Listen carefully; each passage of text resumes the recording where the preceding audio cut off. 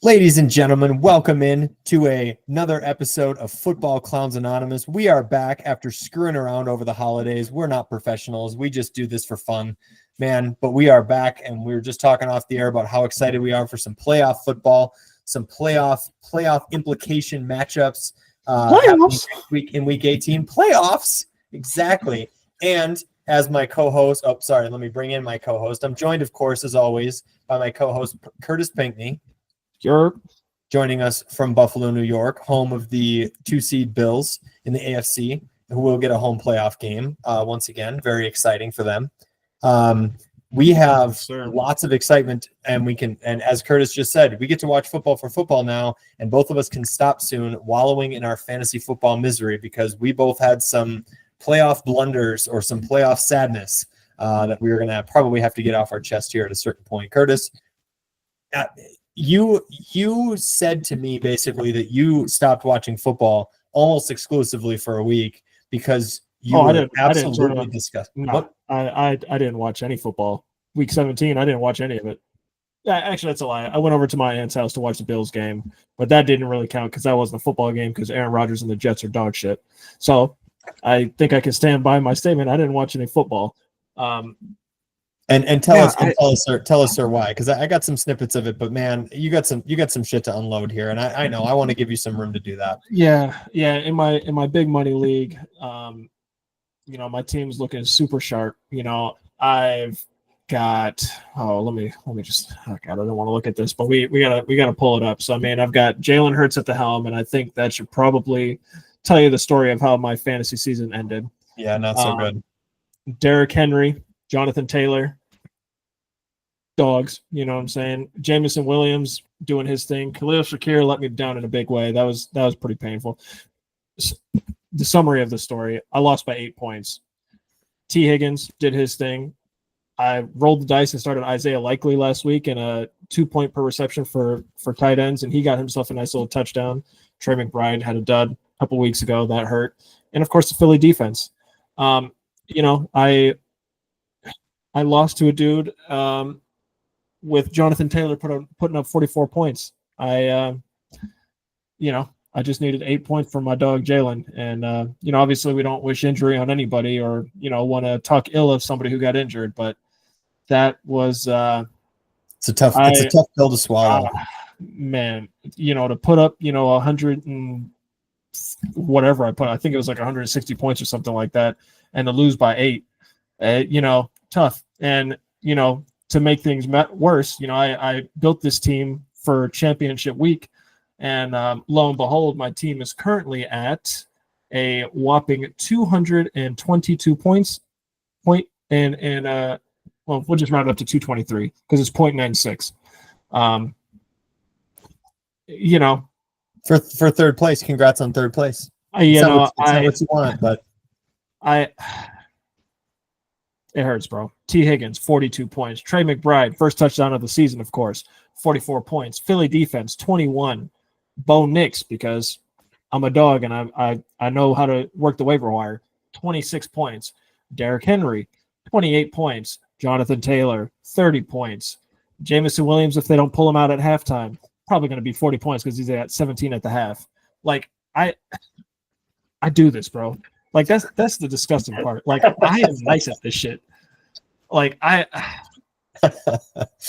what I'm hearing is excuses though, and all I can think of is even though you're playing well, all I can think of is play better. Not because you did anything wrong. You can do everything right in fantasy football and still lose. I'm convinced of that.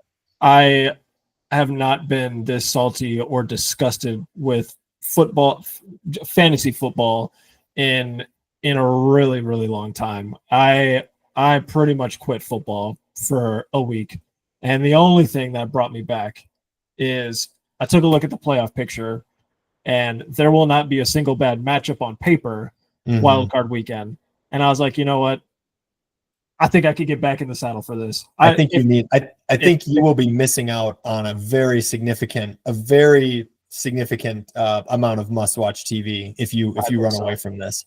I very much understand the frustration. I wouldn't say I'm not nearly as salty as you. I'm about to put up 100 30 points or 40 points and lose in a championship game to someone who scored 160. Not nearly that salty. My Vikings are 14-2. I got lots to be excited about, and I'm still going to take second place. So, if you're not first, you're last. But at the same time, year in and year out. No. Let's not let you walk away unscathed like that. My co-clown did a lot of shit talking. Give me an opportunity here to I'm more than happy. I'm more than happy to let you. I'm more than happy to let you fill in. This guy's out here talking shit because he cock blocked his opponent. Talk about I picked up 3 defenses off the waiver wire. And all 3 of them did better than the one I started. I had 4 fucking defenses to choose from. Listen, this guy I'm playing against. The Colts. Okay, look, starting a defense against the Giants is an auto lock at 10 points, but it's not. Wait, you didn't see Drew Goat Lock playing? Excuse me. You're not gonna look at anything Drew Lock has done over his shit career as an NFL quarterback and tell me that anyone expected him to score 45 points and that Giants team. They were supposed to lay down for a draft pick. What are they doing scoring 45 points? They should go pick up a guy off the street to play quarterback for them so that they can lose that game. What more do I have to do than to start a team that wants to lose a game against a team that needs to win?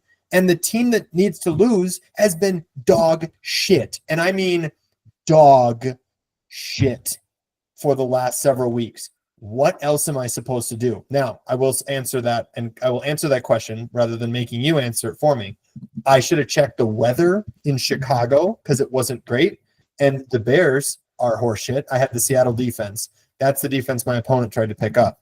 So early in the week at the waiver time, he had spent all of his fab on Isaac Guerrero. He went down all the way to 0, and I noticed he has no defense. He had the Chiefs or the Steelers defense playing the Chiefs. Like he's going to try to pick up a defense, but he has no money. So I went onto the waiver wire and I grabbed the 3 defenses, and I bid $1 for each of them. The 3 top defenses this week. He of course bid 0 for one of them, and I cock blocked him from taking it. He starts the Steelers against the Chiefs. They score -1. That's the first play of the week, and I am beside myself with joy. If I had won this championship matchup, which I probably in all likelihood will not, that would have been one of the most savage moves probably that I've ever actually made. And not that it's, top tier or anything like that, but I was pretty happy with it.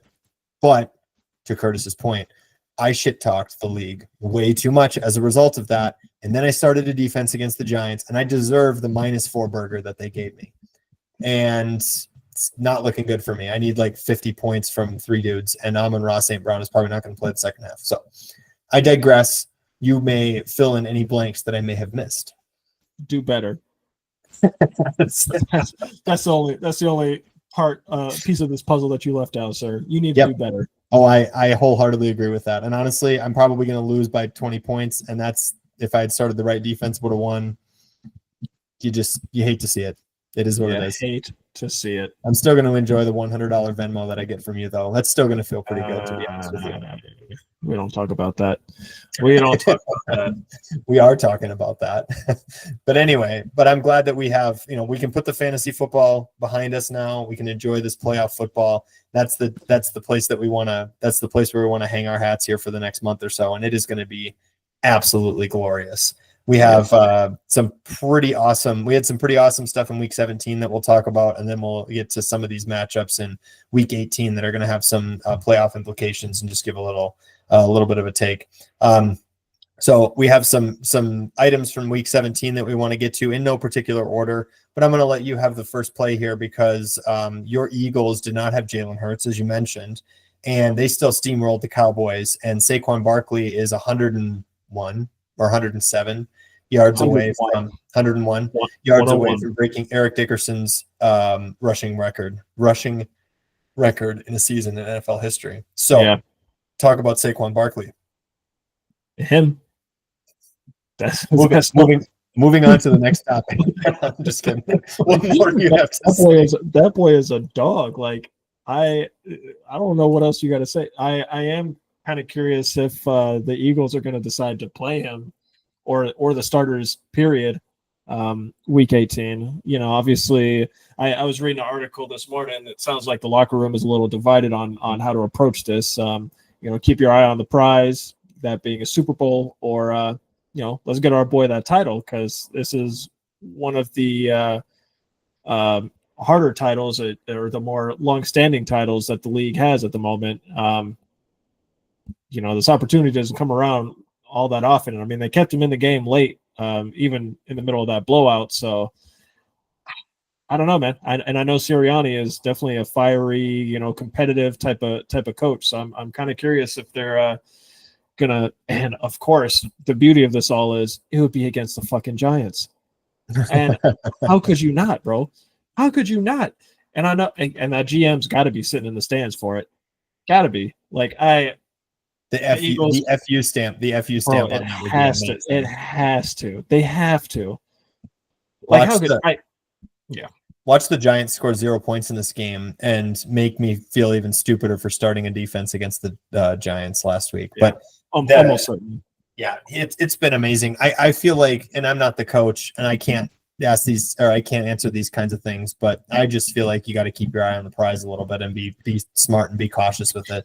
At the same time, though, I don't actually have statistics here to back this up, but I feel like there is something to resting your guys and coming in a little cold the week after. So, and that's probably what Dan Campbell's philosophy is right now with the Lions and Niners Monday night game currently ongoing. Why do you come in? Yeah. Because I feel like that happens every year. Is the the 1 seed or the whoever rest players, and they come out the first quarter, the first 2 quarters, and they just look kind of off. And I was thinking of it because I was doom scrolling on Instagram earlier, and I saw a post talking about the Chiefs are probably going to rest their key starters for week 18, and they were talking about 24 days of rest. That's a long time to not play football. Yeah. I didn't fact check it, but it's probably pretty damn close to the truth of how long they're not going to be on the field. And that is just, I don't know, man. That's a lot of not playing football. No, it has to be. It's Christmas Day Wednesday all the way until, so you don't play that weekend. The following weekend is the Broncos. The following weekend is your bye. So it's either 23, 24, 25, depending on whether you play Saturday or Sunday or whatever. But yeah, that's a lot of chilling. And on one hand, you don't want any of your guys to get hurt. So if you play Mahomes and he tears his ACL, like then of course you're facing all that criticism, right? You're definitely not going to win the Super Bowl at that point. So you're almost kind of stuck between a rock and a hard place. It's not an easy decision to make, but it's a tough call either way. So it's blessing and a curse. And speaking of buys, we still do not know who's getting the other one, and I am fucking fired up for a Sunday night football game, the last game of the regular season, nationally televised for the 1 seed, Vikings and Lions. And as you put it so eloquently yesterday, I did not have that on my bingo card for this particular season. I'm not pissed about it. In fact, quite the opposite. Yeah. But I still am still very confused at what I'm watching. And I hate to believe that. I hate that I still am concerned about our ability to be good in the playoffs. I've been hurt way too many times, and it doesn't matter how good we look in the regular season. This game that we're about to play against Detroit might be one of the biggest games actually, no, what it is. It is one of the biggest games in the history of the Vikings. It is for sure one of the biggest. Without a doubt. Yeah. Oh, yeah. Yeah. Because can you imagine not having to play? I know we just talked about resting your starters and how that might have issues, but can you imagine not having to play and then the road to the Super Bowl goes through Minneapolis? That's fucking crazy. That just sounds so nice to my dumb little ears. So and you know what? And if they don't win that game, which in all honesty, the Lions are favored for a good reason. If they don't win that game, they're going to get a 50 burger put on them by Baker Mayfield in Tampa Bay the week after. So, excuse me, Baker who? Baker, I'm that motherfucker Mayfield. Baker, I'm really that guy Mayfield. Baker, y'all must have forgot Mayfield. If only we had audio proof that we believed in him at the beginning of the season, because that was definitely one of our best takes that was definitely one of our best takes of the preseason, if not the best. Was that the Falcons were gonna not gel, and someone out in the door was going to be open for somebody else to come in. Were we really convinced that the Bucs were going to be just okay? No, that team is here to party. They're going to be, I don't want to play them. I'll just throw that out there. There isn't a team in the NFC that I really want to play, to be honest with you. So, having that 1 seed, having that home field advantage, and I've been there, I've seen it, I've heard it. It's not an easy place to play. It's loud, really loud. I was trying to remember how the Bucs ended up at 9-7, because it seems like a kind of a light win-loss, and they had a tough stretch in the middle of the year. Ravens, Falcons, Chiefs, 49ers, and when the Niners were clicking, it was in the middle of the season, so that makes sense why they went on that little 4-game losing streak there. But yeah, man, they got a win against the Lions early. Got a win against the Chargers. They beat up on the Chargers. I mean, they've played some pretty damn good teams. I don't think that's a team nobody wants to see, and I am pretty damn convinced. I mean, not to get ahead of ourselves, but I'm pretty confident they got it against the Saints.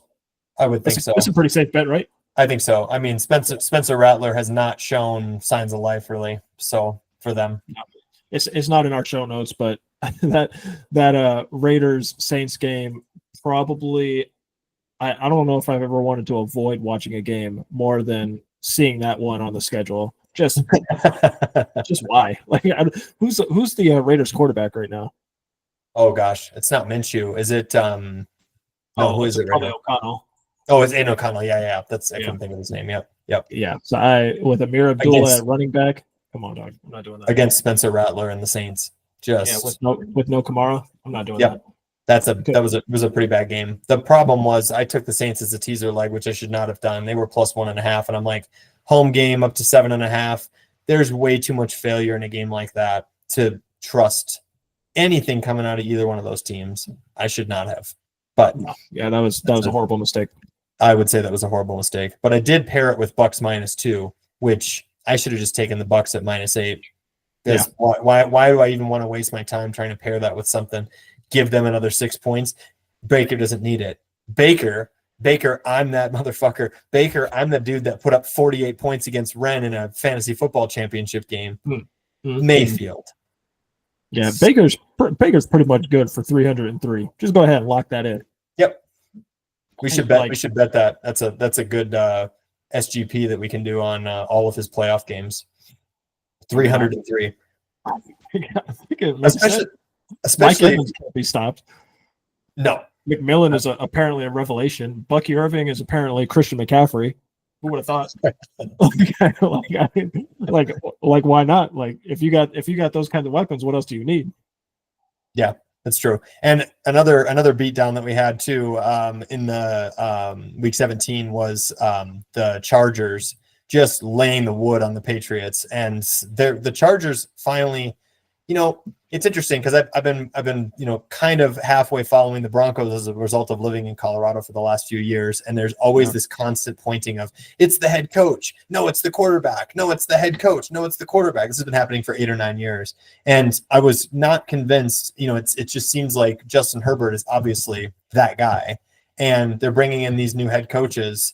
And I was never convinced until I saw it, but now they are feeling it, and they're also going to be a tough out in the playoffs too. I mean, they've now clicked on all cylinders. Justin Herbert apparently has people to throw to. At the beginning of the season, we were looking at these guys on paper like he has no one to throw to. But McConkey is here, is here to party, and so they got rid of Eckler too, and so we're just like, how good is this team going to be? Only really good. So this was supposed to be a retooling year. I don't want to call it a rebuild, but a little bit of a retooling year. The defense is kind of working on piecing itself together a little bit. Like you already mentioned the receiving core. Jim Harbaugh might be that guy, bro. He really might be that dude. Like I don't know if I was putting enough respect on his name because like the run game was decimate. Like I forgot about that until it just came to my head. Like J.K. Dobbins was out for good chunk of the year. Gus Edwards has been battling injuries all year, and they still finding ways to win games. And the the more that they've played football over the course of this year, the more that I don't know if I should be regretting pushing you to make that trade in your dynasty league, because I still think it makes sense. But man, bro, Justin Herbert might be also that guy. We might be witnessing final form Chargers and final form Justin Herbert right now.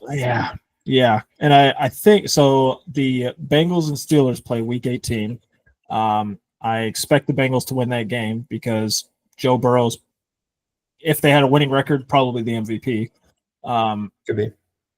So the Steelers will drop to 10-7. I'm guessing the Chargers will win their game against the Las Vegas Raiders. Yeah, they will. We'll put them at a 11-6 record, bumping them to the 5 seed, where they will face the flailing Houston Texans, who we have in the show notes, asking the question, do they suck? I think it's actually hard to say that they don't at this point. Their offense has really been struggling, and they put up 2 points. Their offense put up 0 points in a home game, and I don't care who you're playing. I don't care who you're lucky safety. Yeah. I don't care who you're playing. You had a lucky safety against Lamar Jackson. Good for you. Yeah. I don't care who you're playing. You're playing a home game. You are a division champion. You should score points and make yourself lose by less than 10. They got their doors blown off by a superior team. So I think they're going to be an easy, we're talking about these teams that are going to be tough outs, these wild card teams. Chargers are making it to the divisional round. For sure. Yeah. No way. I'll be flabbergasted if it does end up being Texans Chargers. If the Texans are favored for any reason, I will be flabbergasted. I wouldn't be able to bet fast enough. Bro, put the house on it, dog, on the Chargers. Oh, for real? Yeah, absolutely. No other choice but to do that. It is going to be interesting to see how these. I mean, I feel like last year we actually did pretty well betting spreads in the playoffs, and so I would like to. That's how we got back into the black. Yeah, exactly. We were terrible, and then the playoffs a nice parlay or something like that later in the season. That was super fun. So I mean, we'll have to wait and see who's actually favored in these games. But yeah, I would say the Texans. I'd say it's hard to say they don't suck right now, and they're crazy because I mean that Nico Collins is a fucking dog, bro. He's a third. I don't think CJ Stroud is a scrub, but obviously he's not putting up the same stats that he was last year, and I don't quite know what is going on. Like I haven't watched enough Texans football to make an educated opinion. If I had to guess, it probably starts on the line somewhere because failure always seems to start in the trenches on either side of the ball. Just not having time to throw and other defenses have had more tape on him in the NFL than to try to figure out how to get a blueprint or something like that. You know what disgusts me is that the Texans almost beat the Lions and Jared Goff threw 5 interceptions in that game and they should have beat them. And we wouldn't even be having these conversations about the 1 seed right now if that had happened. That makes me sad. That would have been a nice one to pick up. And I have to apologize because I was putting very little respect on the Chiefs throughout basically the entire season. And I'm not saying that they're the best team in the NFL because I just don't think that's true. But they are also doing the thing that the Chiefs do, which is they are rounding into final form as well late in the season, the December push. And they went in and embarrassed a competent Mike Tomlin-led Pittsburgh Steelers team on Christmas Day. I think there's a conversation to be had about this Steelers team because the past few weeks have not looked like the formidable opponent that they did earlier in the season. I'm trying to pull up their schedule real quick because where do they fucking go? Because they've been on a little bit of a losing streak. Yeah, basically they lost to the Eagles, Ravens, and Chiefs, all playoff teams. I guess it. Oh yeah, Eagles, Ravens, and Chiefs. I was looking at the wrong thing. I don't know, man. This is not a time in the season to be going cold like this, especially against opponents that you'll be, or the caliber of opponent that you're going to be seeing in a couple of weeks here.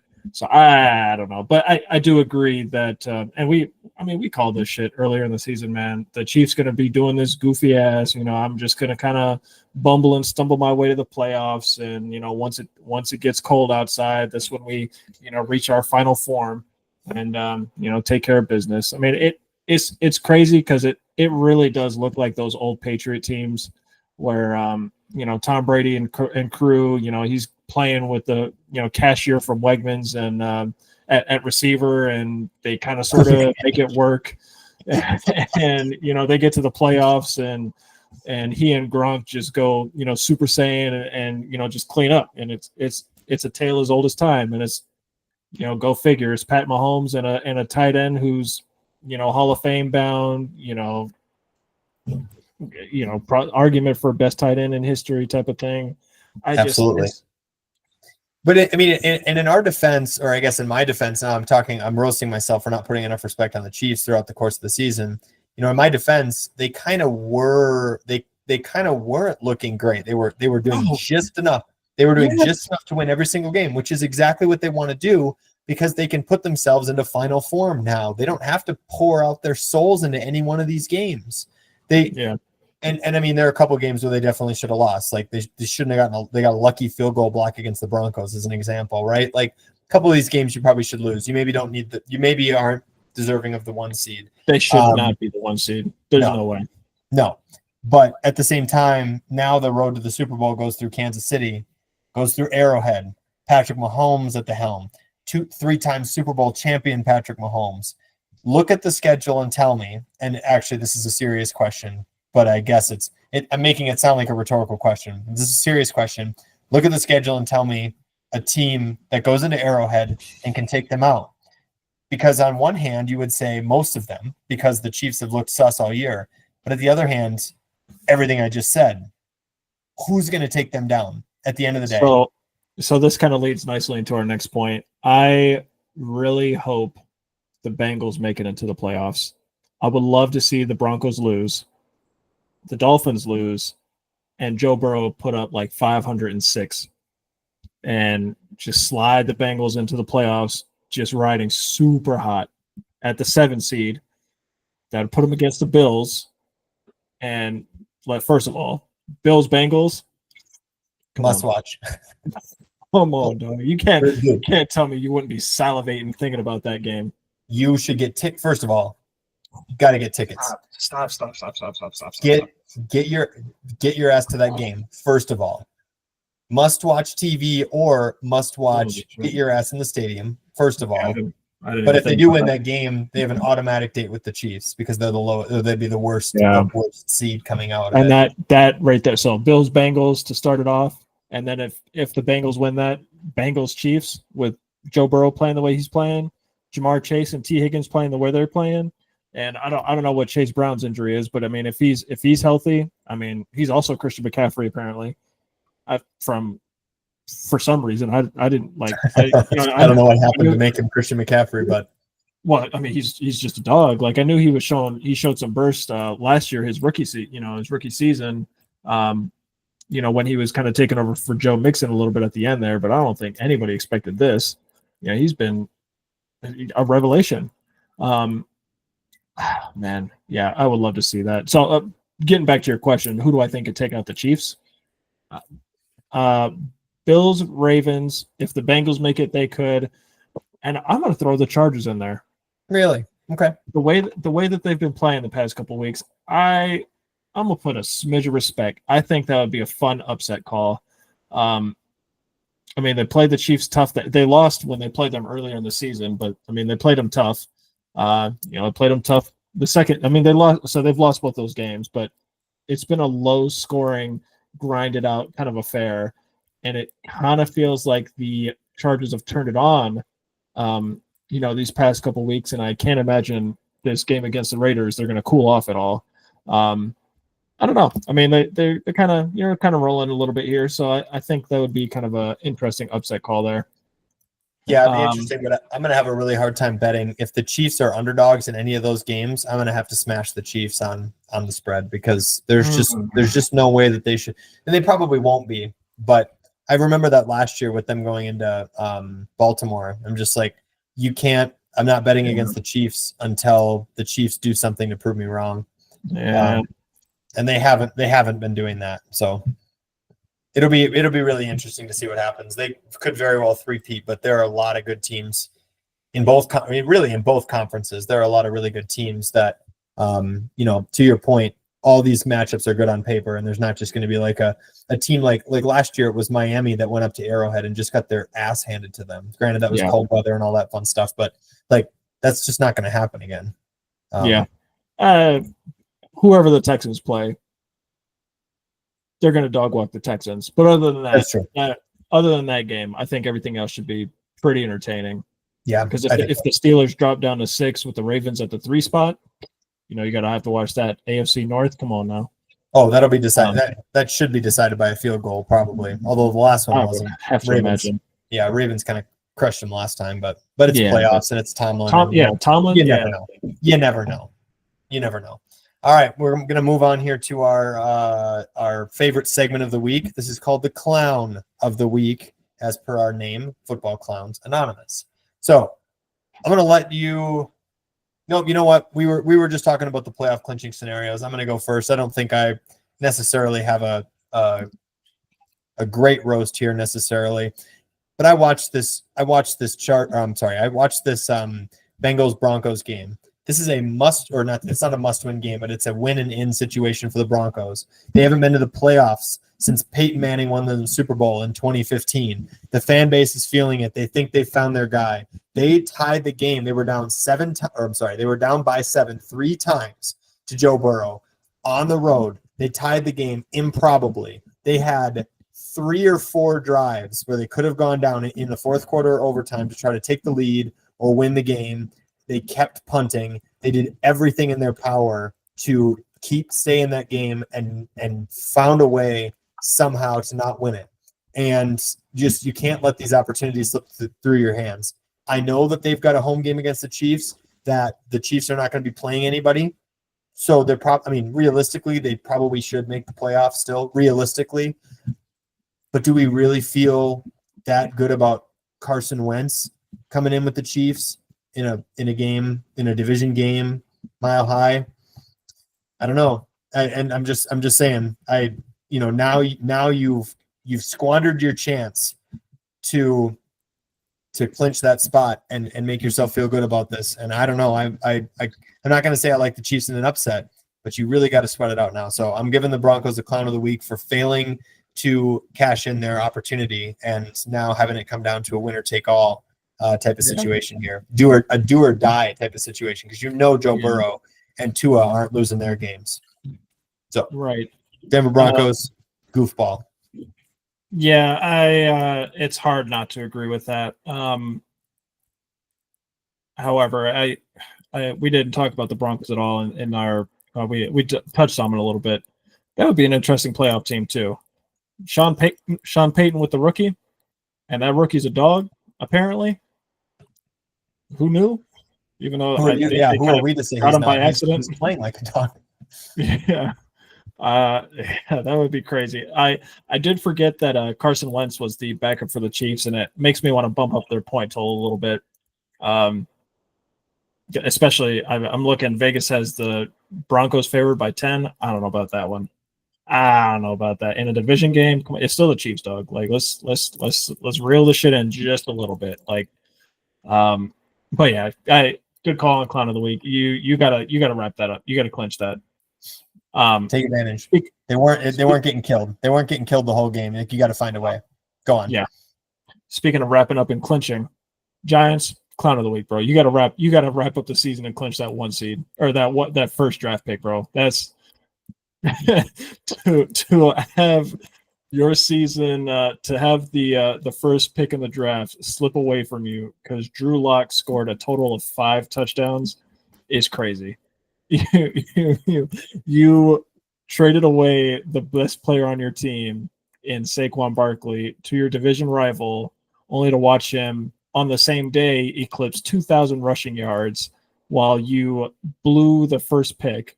And then the following week, I kind of hope just to have the nice karmic full circle, the karmic circle come to a nice close here at the end of the season. I really hope Saquon breaks the rushing record against the Giants in Week 18. You just and just all the videos from the conversations that the GM was having with the owners and coaches and whatnot, talking about Saquon's really not worth it. Why would we pay him? We should build around Daniel Jones instead. Daniel Jones not even a Giant anymore, man. Oh, you guys. And they didn't double down on him for the rest of the year even. Absolutely unacceptable management of a team. It's pretty fucking ludicrous. Like I know Giants fans are in shambles right now. Like you just lost Shador. Like that was going to be the quarterback for sure. And I'm sure he would have been more than happy to come to New York and play for you guys. A nice big market team like that. It fits wonderfully with his persona. Like he would have been a star there. And then him throwing to Malik? Come on, bro. Like that would have been wonderful. Oh man, Giants good week, bro. Clowns of the week, and we've got a few candidates for clowns of the year. We might have to make sure. We might even have to dedicate a whole episode to that in March or something like that. That's an interesting idea. Yeah, like each of us names a top 3, or we just collectively pick 5 and we just spend an hour just shitting on them, basically. Yeah. I like that idea. That's a good idea. And talking about how great and not great our futures bets were. That's also got to come in. Oh yeah, I'm definitely on your neck. Yeah, we got to get Ryan back on the pod too. I haven't even checked to see what his were looking like. I texted him. We were texting about it maybe a month ago or something like that, and he has Josh Allen MVP on there, and it was like when I went back and saw that, I was like at like plus 900 or 800 or something, and it's like, oh man, it's great value. It's just great value right there. We'll see. Yeah. It's not over, but it's probably over. So yeah, Lamar is making a bid. Lamar is making a big bid for it, but. I also wonder if Saquon breaks that record, would they give it to him? Good question. I don't know, to be honest with you. Yeah. It was great. So in my doom scrolling earlier, I also saw he's not going to win it, but he should at least be in the conversation. Somebody that I have talked fondly of early in the season and throughout the season. Somebody that you have not given the proper respect all season. You and your wife. I know Mr. who this Goat is. Darnold. Mr. Goat Darnold. Yeah. Mr. Goat Darnold, bro. Hey, he's kind of a long shot, but at the same time, if he wins that game against Detroit with 4 touchdown passes, you have to at least put him in the conversation. He's at least not going to, but he's gotta be in the conversation. I think he's in the conversation, and he won't win it. But they also I've listened to another podcast. They were talking about how he could be a candidate for comeback player of the year, except the comeback player he's coming back from sucking, basically. Yeah. So it's not nearly the same definition that other players have. I think that should count though. Like it shouldn't only just be I almost lost my life and or I came back from a catastrophic leg injury and that almost took my life or anything like that. Like if you're coming from I was on the bench and my career was almost over to I'm a top 3, top 5 quarterback in the league right now, arguably. I think that's something. Like that's got to count for something. Mm-hmm. Like his stats they're kind of nice, bro. Like he's balling out. The stats are nuts. Like we can just say they're absolutely nuts. Like it's that receiving core that you're plugging him into, and Kevin O'Connell might be the quarterback whisperer. It has been nothing short of just magical to watch that. So I'm, as you know, not mad in the slightest, but we'll see how it happens come playoff time. And there's still a lot of conversation out there about whether they should pay him. Still got JJ McCarthy waiting in the wings when he comes back from his injury. Oh man, I don't know. If he makes a deep playoff run, it's a no-brainer. No, I mean, I think if he wins a single playoff game, I think you got to pay him something. You got to keep him around. And JJ McCarthy can light the fire under his ass to keep playing well. That's what kind of contract? Not the Billy. I mean, I can't. I don't know the logistics of how this works out. What Darnold will want. What I am not an expert enough in this. Let me tell you as a fan. What I want. There we go. What I want is what I would love is like a 2-year contract for a reasonable amount of money, enough to, make him want to stay, right? Not a shitload, not a Mahomes type contract, but a 2-year contract. And you basically are like, you played really well last year. Obviously, you are a top quarterback in the league. You keep doing that, you're our guy. As soon as you slip, we got JJ McCarthy waiting behind you. That's what I would have it. That's what I would have it be. And like a Baker Mayfield-esque type of contract. I don't remember the numbers, but I think you have to put him in that same kind of, realm, if you will. Baker, Daniel Jones, if he was actually good and deserved that contract, kind of sort of makes sense. Yeah. No, let me say this too. Going back to our last wasn't our last playoff win, but it was 2 playoff wins ago. The 2017 season that bled into 2018 for the playoffs. Case Keenum came in and took us on this magical run. We had the Minneapolis Miracle. Everything was flying high until we met up with your Eagles, and the rest is history. And I haven't been that drunk since, but that's another story. But regardless, after that season, I was thinking we got to pay Case Keenum because you just saw what he was doing with this team. Now, looking back in hindsight, paying Case Keenum looks like it would have been a horrible idea, right? Horrible. And we signed Kirk Cousins, and I think at the time that was the right move. At the time, I was upset about it. I didn't want some other guy to come in. Case deserved that job, right? So I have to acknowledge that just because a guy is playing well and is gelling really well does not mean he's the 6-year or 7-year answer for your football team. So that's what I'm afraid the Vikings will do, is do like a huge contract. It's like you just spent the draft capital at the number 9. No, it wasn't 9, 10, 11, something like that. Pick up JJ McCarthy. Yeah, it was the first half of the first round to pick up JJ McCarthy. And, you don't want to just basically waste that either. So I agree with that. But, the counter thought is, Sam Darnold wasn't he the 1 overall, or was he the 2? No, he was 2 or 3 to the Jets. 3, maybe. Yeah. So, he walked into the Jets. Like we've seen what happens when quarterbacks go to the Jets, and then poor guy went to the Panthers. Alongside Mr. Baker Mayfield. They both left, and Baker is the same story, got drafted by the Browns, then to the Panthers or whatever his journey was. Basically, these guys, the Rams, so when these quarterbacks make their way on the competent teams, Sam Darnold with the Niners, and they show the flashes of what made them the 1 and 3, or the 3 and 1 overall quarterbacks or picks respectively, and then they go over to these other organizations, the Vikings and the Buccaneers, who have a decent, are run decently, and then they're showing what they're capable of. It's like, okay, maybe they weren't dog shit this whole time, and it's just, when you go to bad places, bad shit happens. And the thinking that you can't give Darnold a long-term contract. The man's only 27 years old. Like, he is literally entering the prime of his career at this moment. This might not be a fluke. And if it's not a fluke, and then you give him this 2-year contract, and he continues to ball out, then what do you do? Because then you McCarthy that you just never use. Because you're gonna have to give Darnold the long-term contract. Like so you give Darnold the contract this year because he does decent in the playoffs. You give him the 2-year contract. The next next year and a half, he continues lighting up the league. He's got to get a 5-year contract minimum, and it's going to be for a lot of money. I agree with that. And then what do you do? Just to be clear. Oh, okay. So I shouldn't make too many points about JJ McCarthy. Like, we're going to just force him in there if Darnold's the guy. So I agree with what you're saying in that capacity.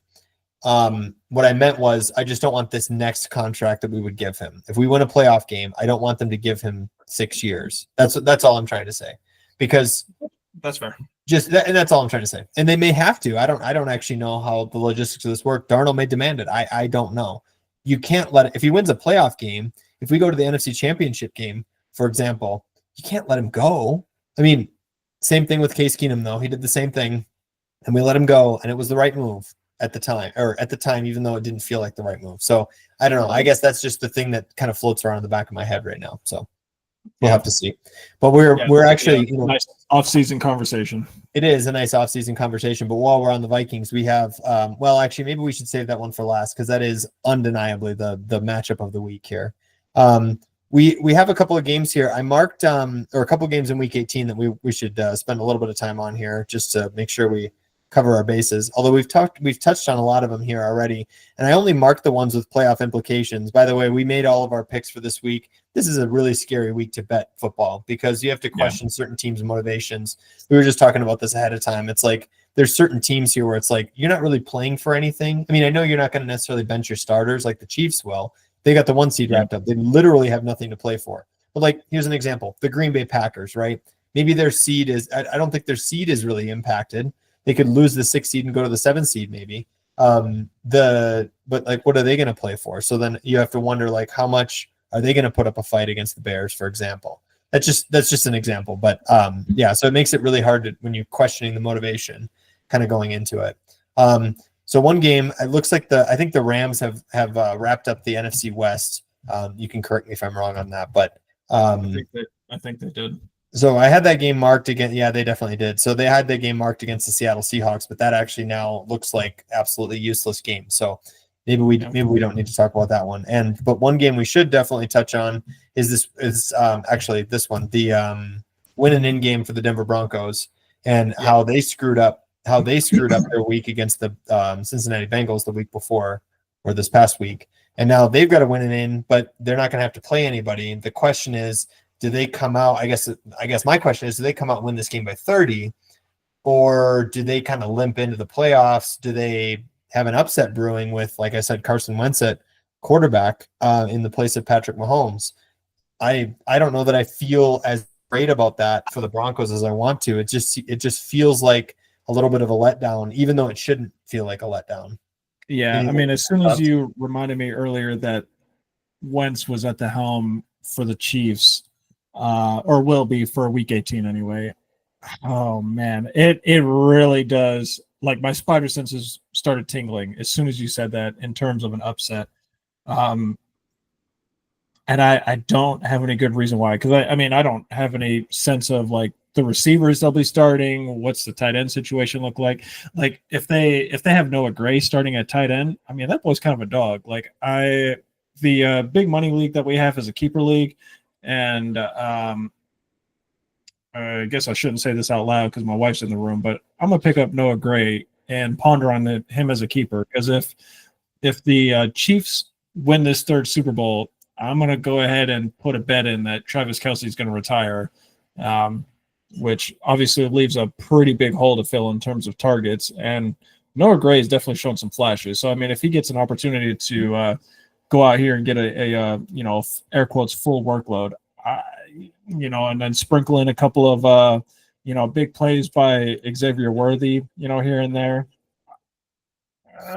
Shit might happen, bro. And then if they, I mean, Pacheco looks like he needs to knock some rust off, so I wouldn't be surprised if he got a little bit of run. Oh man, and the cherry on top, the Chiefs have sold their soul to the devil to make sure that they win as many games as possible. So I don't know, man. I know I'm pretty certain Broncos fans are not feeling warm fuzzies in their stomach right now. That certain. That's why I gave them, not that there aren't bigger clowns out there like the Giants, like you did, for example, but that's really why they got clown of the week, is because they blew their opportunity. They've got one here. Obviously, they just win the game, but it's not the warm fuzzies that you want it to be. So, right. On paper, they could come out and win this game by 24 points without Patrick Mahomes playing, but I don't know, man. This is a tricky one. So we'll see how it plays out. It's definitely the spread, the 10 points that Vegas has given the Broncos. I think we could both agree is probably a little ridiculous. I don't know about that. It feels aggressive. It's too much. I think playing the Chiefs back at 10.5 is a much better move. Just I mean, or some goofy shit will happen where there'll be a backdoor cover or something like that. You gotta keep that in the chamber as a possibility. So there's a game we don't need to talk about, but it does have we don't need to talk about the outcome of this game, but I'm going to touch on it from a playoff implication standpoint. The New Orleans Saints are visiting the Tampa Bay Buccaneers. The Tampa Bay Bucks, who were not leading the division last week, blew the doors off the Panthers. The Falcons had a chance against the Commanders. They screwed it up. So now the Bucks are winning in this week. They are playing Spencer Rattler and the New Orleans Saints. And just going to call it out because it has playoff implications. I think the Bucks are going to win by 30 or 40 points. Yeah, I mean, there's the Saints. They absolutely are. Yeah, full stop. We actually should, and I didn't actually mention the spreads or anything like that. I'm off my game here. Let me just mention what we do because we do our blind picks here. I've got the Tampa Bay Bucks winning 38-13, and you've got them winning 31-12. Vegas has them winning by 14, or is a spread of Tampa Bay minus 14. That might be a spot to hit because you know that this Bucks team is going to get up for this game, even though they don't necessarily need to play well against this team.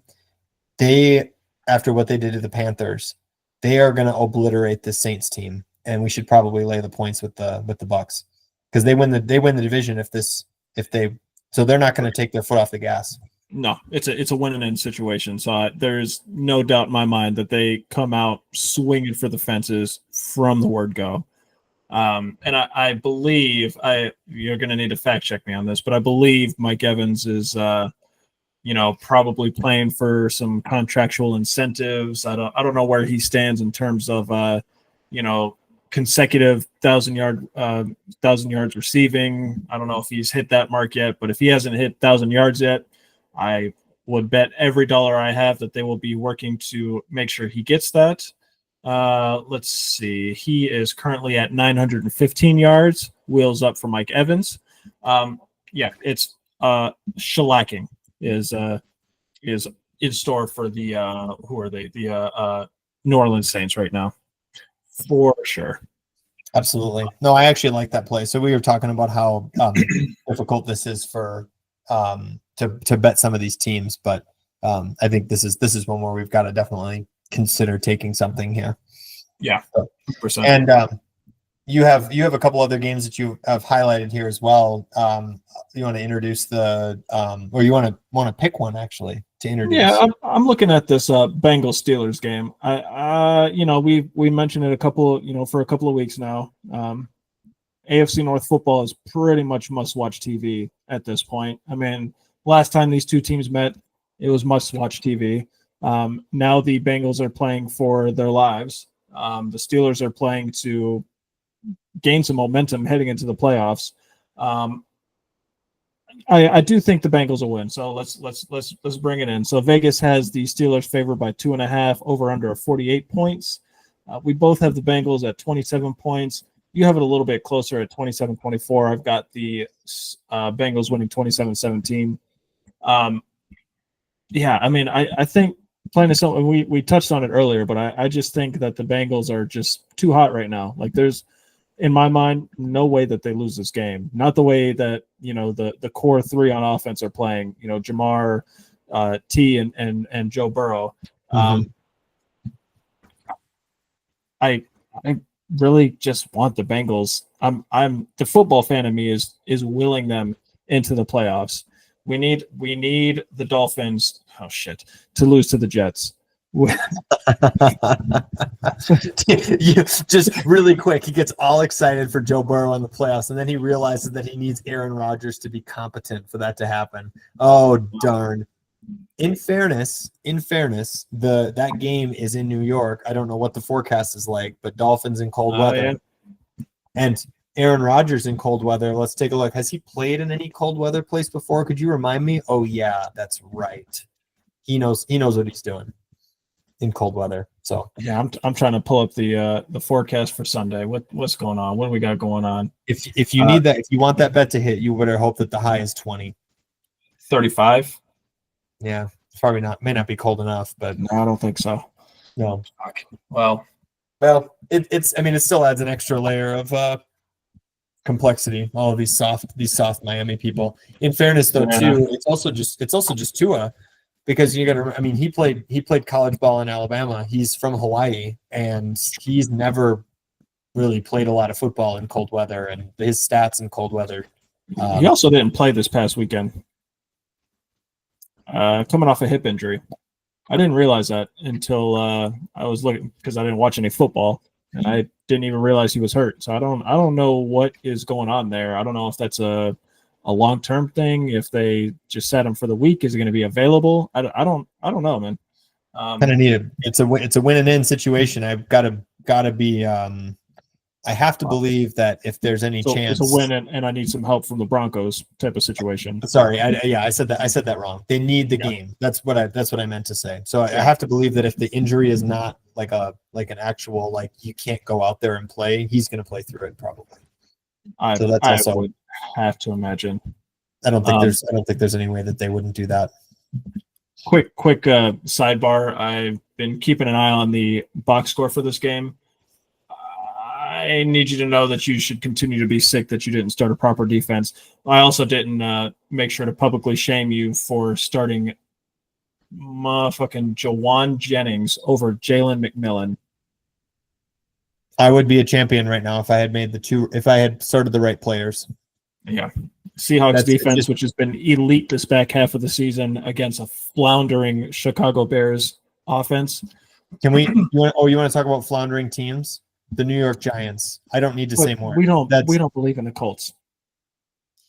That's fair. We don't believe in the Colts. That was a mistake. You know what? It is what it is.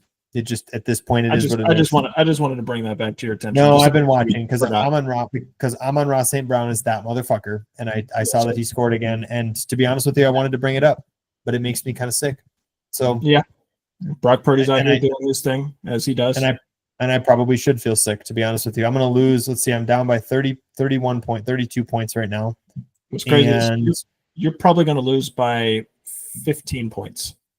So either one of those, well, no, not the, yeah. If it's 15 points. You're going to lose by 20 points, by 19 points. And the 20 points would have done it. Yeah. I forgot. Can you imagine how much would I be sweating right now if I was only like 12 points away? Oh, this would have been a much worse episode. Oh gosh, because I would not be paying attention. No. It would be me talking. It'd be, hey, Ren, I asked you a question. Yeah, pay attention. Yeah, you're supposed to be doing a podcast, big dog. Exactly. I'm gonna make a command decision. We're gonna move to the last game, and it's the last game of the regular season. Got some shit to talk about here. My Minnesota Vikings are visiting the Detroit Lions in a game that means way more, I think, than anybody thought at the beginning of the season when this got scheduled. It's been flexed to Sunday Night Football. Vikings and Lions. Vegas has the line at Detroit minus 2.5 and an over-under of 52.5 points, which is a justifiably high point total. I am taking the Detroit Lions 31-28. Kurtis is giving the Vikings the appropriate amount of respect and taking the Lions 31-20. I think that the Vikings are going to pour their hearts out for this game, and they're going to come up short just like they did against the Lions in Minneapolis a couple of months ago. There's nothing. I mean, what more can you say though from an excitement standpoint, right? Like, these offenses are absolutely just world beaters. Like, this is an amazing matchup. The Lions defense is banged up. Justin Jefferson is going to eat for days in this game. He's going to have a great game. Addison and Naylor have been playing really well too.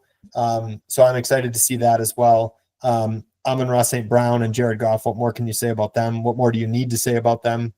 I'm just excited. I'm not going to add any like super crazy value about like, offensive line matchups or anything. You know what? I'm just really goddamn excited for this. This feels like a playoff game, but if we lose, we still get to play again. We still get to make the playoffs. Yeah, it is. It's obviously the game of the week. I mean, it's must-watch TV. I'm probably being a little bit too disrespectful with that 20-point total for the Vikings, but I couldn't help myself. I still think the Lions will win. I mean, that offense is there's just too much going on. And even with Montgomery out, I mean, it's just too much. Like the receiving core is nuts. You know, the Jahmyr Gibbs, that guy.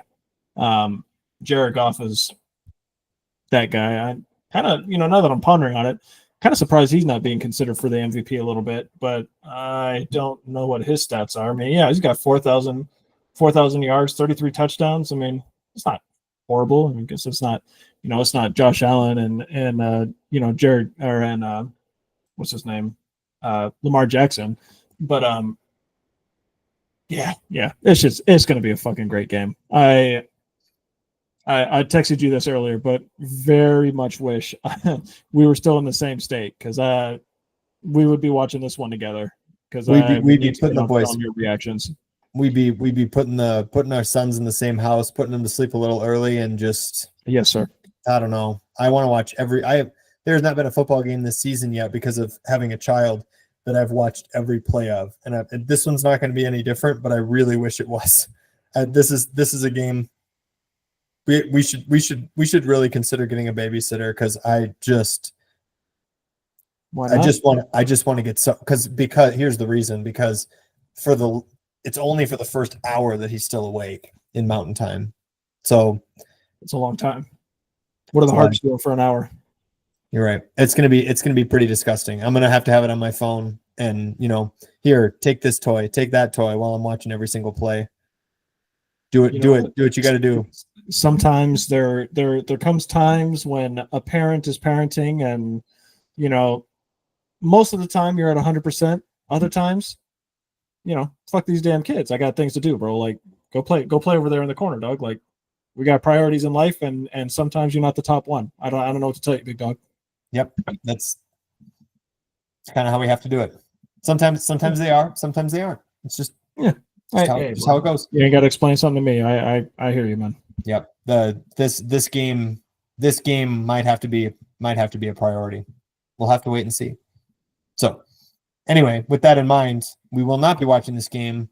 But no, I'm not going to make that statement. I was about to put a super jinx on the Vikings. We're not going to do that. So I'm just going to take this and pivot. So any last thoughts, sir? Exciting week ahead.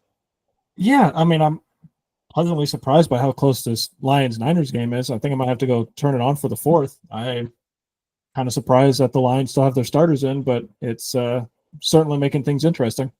It is. I see the Lions are up by 6 right now. So Brock Purdy with a heroic 90-yard touchdown to Juwan Jennings to give me a win would be hilarious.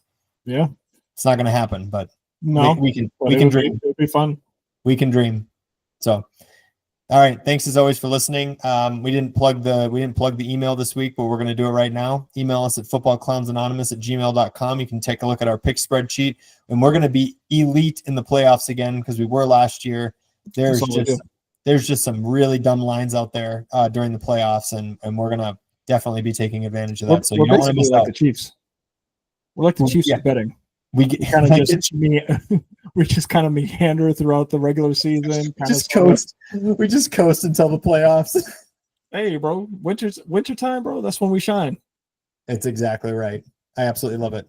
All right, signing off. We'll be back next week to break down the wild card round, which is also going to be must-watch TV. So until then, take care and good luck.